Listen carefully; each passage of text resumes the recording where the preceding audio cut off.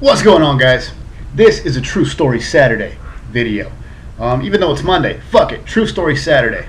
Originally started by Glitch777, fellow Floridian. What's up, dude? I did one of these last year, and ever since I've had a few people request another True Story Saturday vid. So here we go. I'm gonna do this one for you. And of course, you gotta drink something in these videos. Got the bull back there, and I got the bull right here. 32 ounces, Florida style, Schlitz malt liquor. Here we go. Fucking tight. Fuck that shit. The fuck? That was the tightest fucking cap ever. What the fuck? Maybe it's that arthritis that's starting to creep in. Anyway. Alright, so. Cars.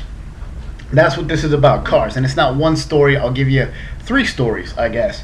Because in the last few days, I've been looking up cars. Thinking of trading my car in for something else come next year, so I've been looking up cars and researching cars, and I've had cars on my mind, and I've had a lot of cars. Some of them have some interesting stories behind them.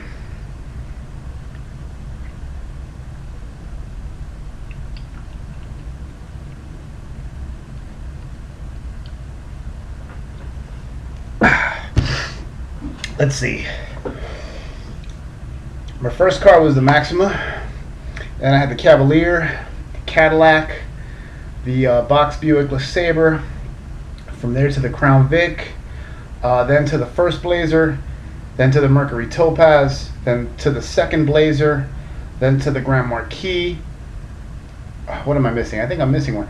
And of course then it was partially mine because I helped wifey buy the Cherokee, and then when the Cherokee died we went and got the Nissan Sentra new, and I think that's the list so far. Quite a few there. Not to mention all the cars I've worked on. I studied automotive mechanics when I was a kid, so I've done a lot of work on my cars and also on my friends' cars.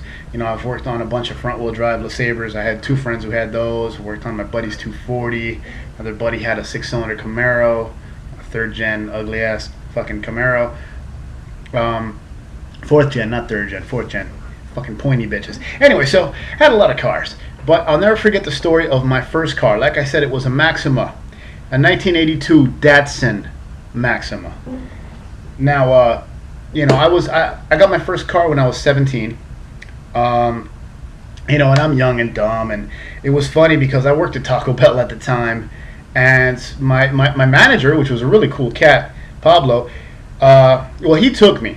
Let me backtrack a second. A coworker, I was looking for a car. I asked around. I had a coworker who said my cousin's selling a car over by the Orange Bowl, and I went to go look at it. And then my boss Pablo had asked to borrow some money. I said, "I'll trade you. I'll loan you the money till payday or whatever." It was like $500. But if you do me a favor and take me to go pick up the car, like on the day off or whatever.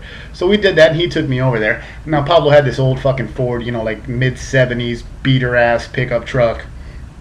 And, he took me over there, dropped me off, and I get in the car, and I start it up, and the car is good, and everything looks good, and I give the guy the money, and I'm taking off in the car, and I don't know the highways for shit.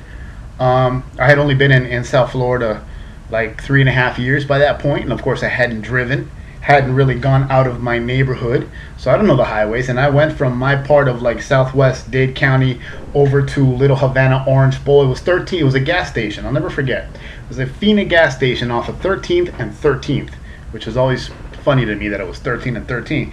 But anyway, so I don't know the highways. That's why I needed someone to take me over there. And the plan was for me to follow Pablo back, because I don't know how to get back. I don't know the highways.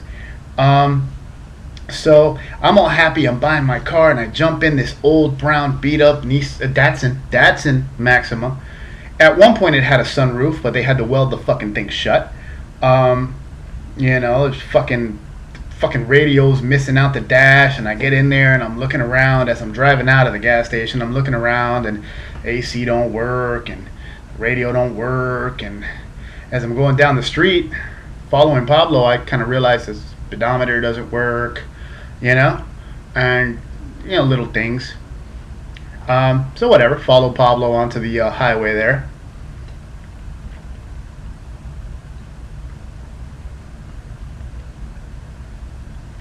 And of course, my speedometer doesn't work, and I've never driven on the highway before. So I get onto the highway behind Pablo, and I merge over, and I'm just going, happy to be driving. And as I'm driving, I'm looking down like, okay, my speedometer doesn't work. Oh shit. I have no oil. Oh shit. I think I'm overheating. Oh shit. I have no gas. And I'm on the highway. And I'm going. And I don't know how fast I'm going. And since I had passed Pablo, I'm looking in my rear view for him. And I don't see him. I don't see him, and I'm looking back, and I'm nervous, like, oh shit, this car has no oil, no water, no gas, I don't know how fast I'm going, I don't know where I'm going, and I'm looking in the rear view like, oh fuck, where's Pablo? I fucking left him in the dust, man. And I'm seeing signs that say fucking Orlando and all this shit, and I'm shitting a brick, right? And, you know, I finally say, fuck it, I'm shitting a brick because I don't want to run out of gas on the highway. I stopped looking for Pablo. I figure he's back there. He's lost. He's gone. I have no idea where I am. I say, fuck it. I take the next exit I find, and I pull off, and thank God there's a gas station right there. And I pull in, and I put some gas in the tank, and I'm feeling better, like, okay, at least now I got some gas. And while I'm standing at the gas station, I see a sign, you know, right on the corner. There's a sign with the highway, and I forgot what it was. I think it was 874? No, I don't know. I forget what it said, but that was like, oh shit, I can take that to get home. And I got all happy, like, I know which way I'm going. All right, great. So I pull out of there. I have gas in the car. I pull back in. I get back on the highway. I'm heading home. I know now that I was on the turnpike. I didn't fucking know.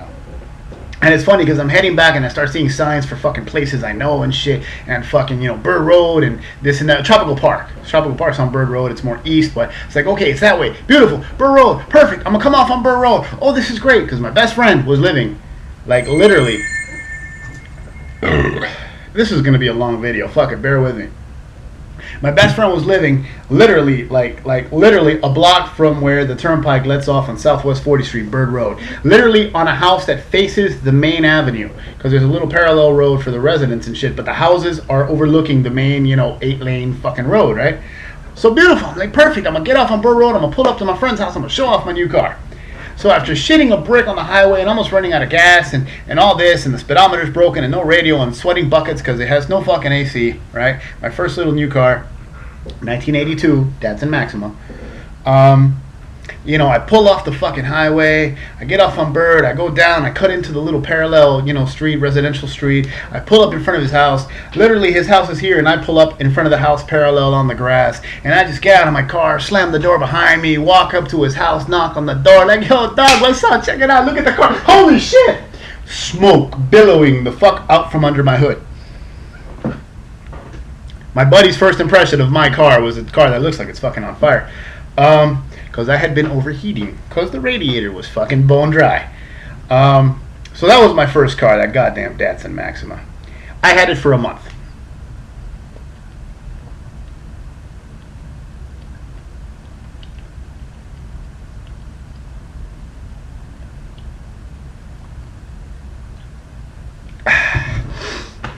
You heard me right.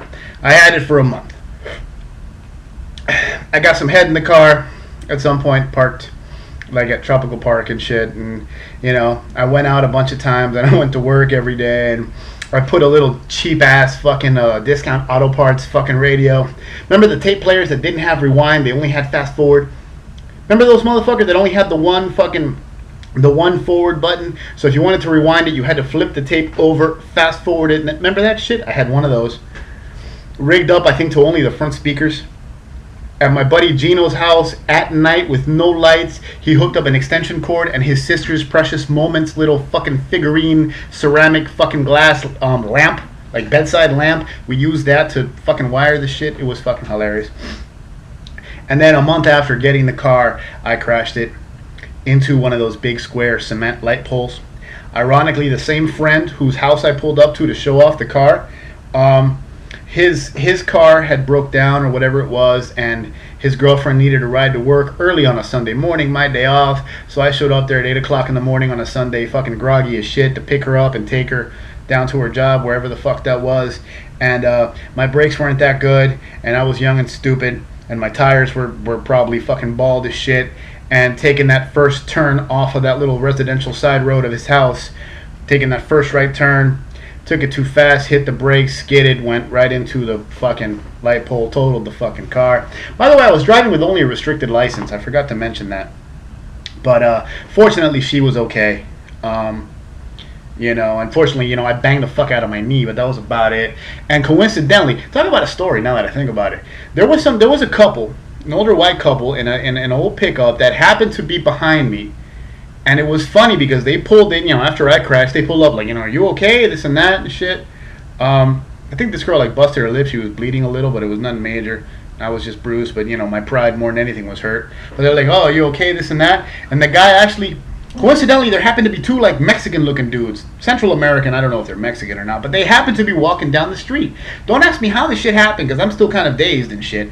But they stopped to see if we're okay, see the two guys, ask the two guys if they can get a chain. The guys come back with a fucking chain. They hook the chain up to my car, hook it up to his old, I'll never forget, it was like a faded primary blue kind of old ass, you know, 70s, early 80s pickup truck. But they hook it up to the truck, drag it away from the pole, and leave it sitting in the grass, looking like it's intentionally parked on the side of the house. And that was that. That was the story of my fucking Datsun Maxima, my first car. Had it a month. Which is why I say I'll never buy my son or any of my kids a new fucking car when they're teenagers. You give them a piece of shit bucket because they're going to fuck something up. Let them learn the hard way like we all do. Guess I should drink faster. So if you ever see an 82 Datsun Maxima, with the fucking, most of them have, unless it's been taken care of and it's cherry, if it's like a beater, more than likely the sunroof is fucking sealed shut because they all leaked.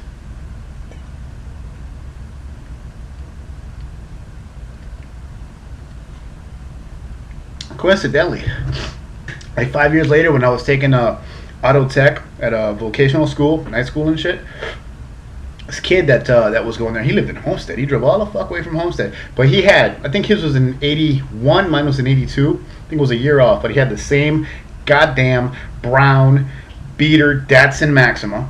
Actually, no, I think it was in 83 because his was Nissan already. Mine was Datsun. Whatever. It was a straight 6. He did a lot of work on it himself. That motherfucker still had that bitch running with 200,000+ miles on it. Those little cars were actually fucking good. But yeah, man, that's the motherfucker. So, let's see, do we want to run to 15? Alright, I'll tell you two more fucking stories, since we're on the car tip. I mentioned the Buick LeSabre. I had that car for about a month as well. Only because my buddy, who I hadn't seen in years, and I ran into him at this fucking job application, a job interview at a Macy's for the holiday season, and we both got the job, so we're there hanging out, reminiscing and shit.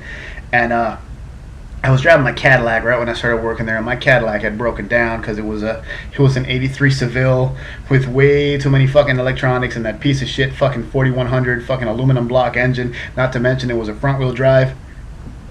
So that was just a fucking hot mess. So my Caddy died. I drove the Caddy for like 2 years, but still. My Caddy died, and I go to him and I tell him the story, and he's like, I got a car if you want it. And he sold me a 1985 Buick LeSabre, which for those of you guys who don't know, the 1985 Buick LeSabre was a Chevy Caprice. That four-door box. That GM four-door box. That's what the Buick LeSabre was. It looked like the drive-by mobile because it was this faded cream yellow color with a ragtop that was like a light brown that was torn to shit. You know, no hubcaps, just, you know, black fucking wheels, right? With a 5.0 engine. It was a 306, 304, something like that. And the funny thing about this thing is, the carburetor was shot. So when the car was cold in the morning, because we used to get in at 5 o'clock in the morning, when you crank that motherfucker up at 5 o'clock in the morning, high idle, okay? Now the muffler was shot too, so it's loud as fuck. So imagine high idle, 5 o'clock in the morning. And the idle would actually stay high until the car warmed up. So, and I'm not kidding, I'm not exaggerating, I'm being dead serious. On the road, that car, you do not have to touch the gas pedal. By itself, the car would do 50 to 60 miles an hour. I used to actually have to drop it into neutral and brake to slow down for a red light. Because it would still be revving as I'm braking. It would do 50 by itself. No bullshit. Had that car for a couple months. Also had a really bad power steering leak towards the end of my time with it. So like if I go somewhere and I park like at a restaurant or something, when I come back out, like, you know, 45 minutes later, it's all emptied out. And if I'm in a tight space and I have to like back up and do like a 3-point thing, then I would have to put it in neutral, floor it, cut the wheel. Mind you how loud this fucking thing is. You know, back up, put it in neutral, floor it, cut the wheel again, and it was one of those. I ended up selling it to my best friend, and oh, here's why I sold it. I got pulled over and got 4 tickets and had to tow it home because I was driving with a suspended license, no tag, no insurance, and no seatbelt, and I got those 4 fucking tickets. And I had to get it towed. State Trooper, speed trap. He fucked me. So I went home with it. Let it sit there. Ended up selling it to my buddy, and I got the Crown Vic. So that's it. The car stories. I had one more, but I'll save that one for later because it also involves evading the law, and I won't get into that now. Plus, I'm at 15 minutes, and I'm not even done with this fucking thing. So I love you guys. Be good. I'll see you later. Stay tuned for the next installment of the True Story Saturday, if there is one. Peace. And careful with your cars. Keep your license straight. Wear your seatbelt. All that good shit.